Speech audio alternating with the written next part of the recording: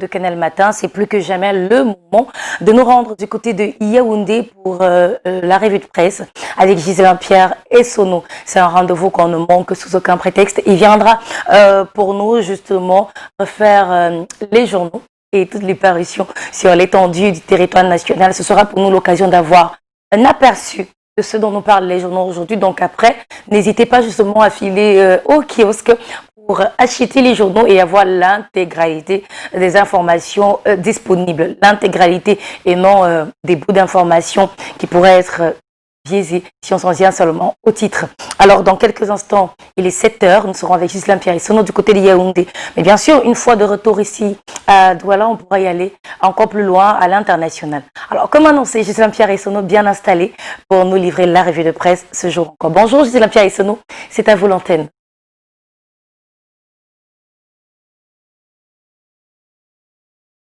En ce début de semaine, évidemment, je vous accueille le cœur enflammé de joie ici, même à Yaoundé, la capitale gabounaise. Vous, mais également les millions de téléspectateurs de Canal International qui sont tout chargés faute d'informations. Je leur souhaite donc la bienvenue à l'occasion de ce premier rendez-vous de la semaine. Vous l'avez indiqué, c'est la revue de presse sur Canal Matin et non sur Canal International. Indignation, consternation, condamnation, c'est ce que le lendemain de la presse gabounaise exprime ce matin, 2 jours après l'horreur de Kumba. En tout cas, reporter hebdo en kiosque se prononce là-dessus ce matin par rapport à ce qu'il qualifie d'attentat terroriste ignoble et même inhumain. En tout cas, il y a eu ces événements barbares du côté de Kumba samedi dernier. Le journal revient là-dessus avec cette image à tout le moins troublante après le passage des rebelles. Que dis-je, sécessionnistes de ce côté-là, c'est plus que le temps de s'arrêter, s'indigne pour sa part François Bikoro dans les colonnes du journal, un autre journal ce matin pour parler de la République qui lui aussi se prononce sur le sujet ce matin. Eh bien, l'activateur politique a réagi dans les colonnes de ce journal ce matin, s'arrêter pour comprendre, dit-il, jusqu'où un être humain puisse enlever la vie à l'autre avec une telle facilité, qui plus est celle des enfants qui sont partis à l'école. Question d'aller à la conquête du savoir-être et du savoir, et même du savoir tout court. En tout cas, il y a ces propos de François Bikoro dans le journal La République édition de ce jour. Le quotidien camerounais d'expression anglaise de Guadan Post au siège imposant à Yaoundé parle de massacres humains, des crimes contre l'humanité. Il pousse ainsi le bouchon plus loin. Des âmes qui ont été abattues avec des armes utilisées contre des innocents qui ne demandaient qu'à être en salle de classe. Question d'étudier. La nation pleure. Les Nations Unies, autant que certains pays européens partenaires au Cameroun, au même titre que la société civile et toutes les organisations que la société peut avoir, s'inclinent et d'ailleurs condamnent cet acte ce matin. C'est inacceptable et même impardonnable. Le quotidien Mutation de Gab, Georges Alain Boyumo, est d'ailleurs sans voix. Le journal a un mot, juste un mot, Kumba, mais en fond noir. Une qui dit long et qui dit tout silencieusement. Des enfants tués comme des choses et d'autres qui sont d'ailleurs en danger de vie suite justement à cette incursion d'une bande armée de sécessionnistes dans cette école du côté de Kumba, et justement parce qu'il y a la vie qui est menacée par rapport à ces autres enfants qui ont été blessés, que dis-je, gravement blessés. Repère de feu Richard Touna Ombe exprime le même sentiment. Ce 24 octobre 2020 restera à jamais gravé dans la mémoire collective du Cameroun et même avec l'assentiment de la communauté internationale. Le journal n'avait jamais vu ça. Si ce n'était pas encore le cas, les sécessionnistes ont atteint le Rubicon et ils ont franchi le seuil du tolérable, semble donc conclure Repère édition de ce jour. La nation est en kiosque, le journal pleure à son tour, des pertes en vies humaines, des Camerounais partis pour l'école, puis enlevés à la vie. Mais à la vie, sans façon ont-ils été, le but des sécessionnistes étant d'atteindre la République dans son cœur sur le plan psychologique et d'empêcher celle-ci, pour parler de la République, de s'organiser, de s'épanouir et bien entendu de construire son développement. Plus jamais ça s'exclame à son tour prospective, que dis-je, perspective d'Afrique. Le journal est en kiosque, le gouvernement a plus que pris la mesure de la situation. Eh bien, combien de temps encore et pour combien de temps cela va-t-il encore durer et se produire? Des questions sans réponse. Jusqu'ici, c'est les mois et la condamnation totale. On l'a indiqué de la part de toutes les parties prenantes, c'est-à-dire le gouvernement de la République, la société civile, la communauté internationale internationale et toutes les autres composantes sociologiques au Cameroun. Écho Matin, qui traite traditionnellement des questions économiques, a quelque peu quitté son lit traditionnel. Il classe d'ailleurs les actes qui se sont produits samedi dernier du côté de Kumba comme étant du radicalisme exacerbé d'un certain nombre de personnes sans foi ni loi. Faut-il revenir à la communication entre humains? Dans ce cas, qui sera donc l'interlocuteur? Des questions qui sont formulées par le journal ce matin. Se parler vraiment entre qui et sous le prisme de quel mécanisme, pour questionner ainsi ceux qui estiment que le GDN, le grand dialogue national qui s'est tenu il y a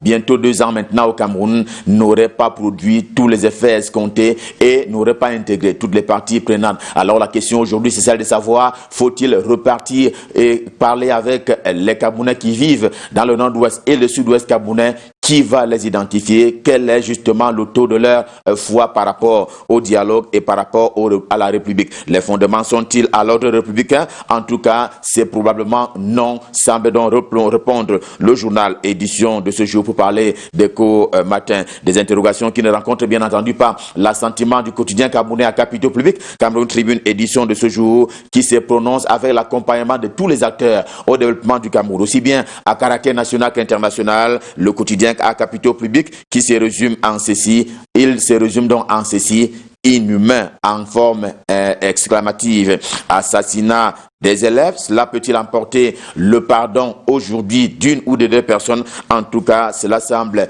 impossible du moment où la classe politique nationale a condamné ces barbaries-là autant que la société civile et la communauté internationale. Et cela est allé sans exception, SANS. Et cela est écrit en majuscule. On condamne la bande armée qui a donc sémé la mort. Le gouvernement d'ailleurs était sur place. Le Cameroun qui porte donc le deuil. Tout le Cameroun est en deuil. Il le porte tellement que les auteurs viennent justement là d'assassiner l'école. Oui, tout court. Les auteurs ont donc assassiné l'école au sens propre du terme. Le quotidien Le Messager de Jean-François Chanon énumère d'ailleurs qu'il s'est agi de 6 élèves qui ont été tués et une 13aine d'autres blessés par des assaillants qui ont donc fait irruption dans une école du côté de Kumba. Une fois encore, le pays porte le deuil. Et comme tel est le cas, pourquoi, se demande en son tour le quotidien Émergence, le président de la République, Paul Biya, ne s'est pas prononcé. Le journal questionne ainsi les habitudes de l'homme du 6 novembre. Paul Biya qui, cette fois, n'a pas fait le moindre tweet. Élément de comparaison, même si comparaison n'est pas raison, ailleurs, une seule vie de moins sur un citoyen préoccupe et provoque d'ailleurs l'action directe et personnelle du chef de l'État, semble donc dire le quotidien Émergence. Le journal était d'ailleurs en attente d'un éventuel déplacement sur le terrain de combat du président camerounais Paul Biya. Cela n'a pas encore été le cas jusqu'ici. Tous coupables, tous sont coupables, tous comme gouvernance, autorité gouvernementale, mais surtout les auteurs de ces barbaries. La tuerie est intervenue à Kumba alors que le Cameroun, comme un certain nombre de pays, avait commencé à se questionner, à se poser des questions sur la posture justement du pape François. Intégration, le journal de Thierry Ndong Owona est tout aussi préoccupé par les tueries de Kumba et se demande pourquoi l'homme peut pousser le vice jusqu'à ce niveau-là. On l'indiquait tantôt, eh bien la tuerie est intervenue samedi dernier alors que quelques heures avant, le pape François s'était prononcé quelque peu sur la question de l'homosexualité. L'avenir en kiosque ce matin tranche un peu le débat à sa manière. Le pape François a ouvert là grandement la voie aux pratiques d'homosexuels en acceptant leur union libre, cette fois au plan civil. Mais il faut bien faire la part des choses, averti pour sa part de Singane, tout aussi en kiosque, selon qui il ne s'est pas agi de bousculer les idéaux de l'Église catholique. Le chef du Vatican se voulait simplement progressiste en vertu, dit le journal, de la tolérance des autres qu'il prône depuis qu'il est arrivé à la tête de l'Église catholique. Il prône ainsi, si l'on s'en tient au journal, l'urgence de ne pas attendre, d'accorder également les droits à un certain nombre de citoyens qui, par destination ou par volonté, ont choisi de se doter d'un certain statut. Le débat est ainsi ouvert sur la question de la vie et de la cohabitation entre l'homosexualité et l'Église catholique. Mais pour le cas de l'université de Ngaoundéré, l'EN, eh bien, c'est l'université qui est du côté de Ngaoundéré, la capitale de la région de la Damawa, château du Cameroun. L'Œil du Sahel, édition de ce jour, annonce à hauteur de 43 milliards de francs CFA le montant qui est recherché par cette université question d'achever ces infrastructures, question également d'avoir un fonctionnement optimum, question de jouer son rôle dans un climat à tout le moins économico-financier qui n'est pas des plus reluisants. Quoi qu'on dise, le Cameroun a été frappé de plein fouet, comme les autres nations du monde, par la pandémie déjà classée comme étant celle du siècle, la Covid-19. La preuve, selon le financier d'Afrique, le GICAM, le groupement interpatronal du Cameroun, ne s'est pas tu sur ses récriminations vis-à-vis du gouvernement de la République. D'ailleurs, à l'occasion de la 11e session du Cameroun Business Forum, eh bien, il l'a remise là pour parler du GICAM. La session s'est tenue la semaine dernière et cela a donné l'occasion encore au GICAM de reparler de ce manque de contribution efficiente de la part du gouvernement, notamment pour ce qui est de l'envie, la survie même des entreprises au lendemain de la Covid-19. En tout cas, la maladie qui s'estompe peu à peu sur le monde et davantage sur l'Afrique et le Cameroun. Et puis, il y a cette question, où est donc passée la MIRAP? On se souvient de sa création au lendemain des émeutes de février 2020 au Cameroun. Aujourd'hui, la mission de régulation des approvisionnements des produits de grande consommation n'est plus que l'ombre d'elle-même, si l'on s'en tient au journal Le Zénith, et le journal attribue le tort tantôt à la primature, les services du Premier ministre chef du gouvernement, tantôt à la direction générale de la MIRAP. La question est formulée et il faut y trouver un très grand intérêt par rapport à cette structure étatique qui avait été mise sur pied par le président Paul Biya. C'était au lendemain des émeutes, je l'ai indiqué tout à l'heure, de février 2008. Le soir, ce matin, n'accuse personne, mais se félicite de l'acquisition par le Cameroun du côté du port autonome de Douala d'un nouveau matériel pour pouvoir procéder à un meilleur drainage. Et on a trop tôt fait, dit-il, de ranger au placard la personnalité par qui est venue l'inspiration, l'autre inspiration pour que le Cameroun acquiert donc ce nouveau matériel en faveur du port autonome de Douala. Un peu d'agriculture ce matin avec le journal du planteur qui est d'ailleurs de retour en kiosque. Et pour cette rentrée, plein feu sur l'appui à la décentralisation. L'interview de Christophe Eba qui a été réalisée par le journal ce matin en dit d'ailleurs long, le journal du planteur. C'est donc l'hebdomadaire des zones rurales camerounaises. C'est là en mode agriculture, en mode administration et même collectivité territoriale décentralisée. Un autre journal camerounais qui est spécialisé cette fois-là dans la vie intellectuelle et intelligible, eh bien c'est bien entendu Mosaïque, l'édition du jour qui rend hommage à Samben Ousmane, 13 ans après sa mort. 22 plumes assermentées sont montées au créneau ce matin. Eh bien c'est là pour dire combien le Sénégalais mérite un quatrième, que dis-je, un quatrième sacre ou même une quatrième célébration. C'est donc une âme du continent africain. C'est lui que Éric Baboulé, qui est lui aussi en vitrine ce matin, a donc présenté comme étant non seulement un précurseur, mais aussi un mentor de l'écriture, de la littérature et même de la culture africaine tout court. À lire ce matin dans le journal Réalité de Paul Ngouaré Kindi, la communication du ministre René Emmanuel Sadi, qui est le porte-parole du gouvernement pour le compte du gouvernement, effectivement, après donc la tristesse de Kumba, mais à une principale, il y a donc les pleurs d'une reine, son Altesse royale Thiebou Sitamtse, qui dit ne pas voir prospérer une plainte qu'elle a déposée depuis 20 ans dans les tribunaux du garde des Sceaux. J'ai nommé Laurent Esso. Revue de presse Made in Cameroun, édition de ce lundi, premier rendez-vous de la semaine. Le cœur enflammé de joie, évidemment. Nous vous avons servi. Le deuxième rendez-vous, c'est demain, quand il sera à 7h, et nous serons dans la même disposition et même prédisposition, question de vous servir. Repartons, c'est une invite que je formule. Repartons donc du côté de Douala pour repasser le témoin à Patricia Keyi pour la suite et la fin de Canal Matin, elle qui est royalement positionnée du côté de Douala. Je lui repasse dans le pouvoir pour les besoins de la cause. C'est à vous, Patricia Keyi. C'est à vous, Douala. Et Sono de nous retourner à l'antenne ici du côté de Yaoundé. Et puis nous prenons l'antenne pour se déporter du côté de nos voisins, voilà, de chez nos voisins, les pays africains, pour savoir également comment ça se passe de ce côté-là, c'est que eux ils vivent. Et nous commençons donc aujourd'hui par le Burkina Faso, où on parle du président Kaboré qui dresse le bilan de son quinquennat.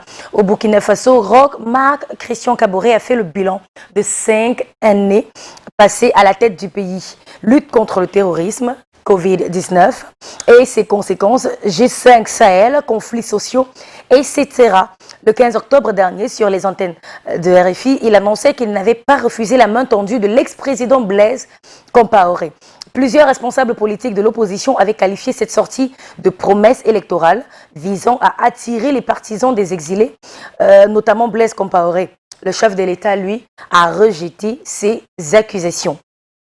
En Guinée, nous parlons d'une mission diplomatique, la mission diplomatique internationale pour désamorcer les tensions.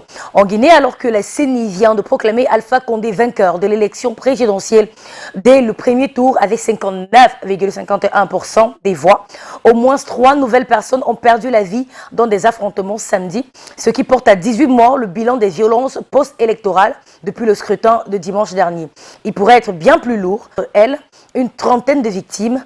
Face à la situation, une mission de diplomatie préventive est attendue à Conakry pour tenter d'apaiser les tensions. Au Sénégal, des migrants meurent noyés après le dessalage de leur pirogue. Une pirogue qui a chaviré suite à l'explosion de son moteur a endeuillé tout un quartier de Saint-Louis. Nous sommes là au Sénégal. À bord, peut-être 200 migrants qui avaient pour destination l'Espagne. Pour le moment, les habitants de la presse sénégalaise parlent d'une vingtaine de décès et le président Macky Sall évoque la perte de plus d'une dizaine de jeunes. Dans un message publié sur les réseaux sociaux dans la nuit de dimanche à lundi, le chef de l'État a présenté ses condoléances ému aux familles éplorées suite justement à cette pirogue qui a chaviré du côté du Sénégal. Pour terminer, nous sommes au Nigeria. Buhari lance un appel à la paix, mais n'évoque pas l'intervention de l'armée. Le pouvoir politique multiplie les gestes d'apaisement et les communiqués après une semaine chaotique à travers le pays, marquée mardi 20 octobre par l'intervention de l'armée contre un rassemblement pacifique à Lagos, puis par une vague de pillages et de dégradations dans de nombreux États.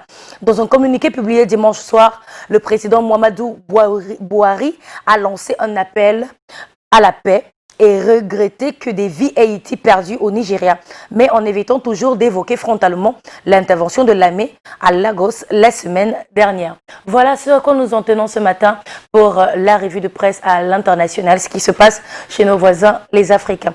Merci à vous de rester connectés. Canal Matin qui poursuit son bonhomme de chemin après justement cette petite transition.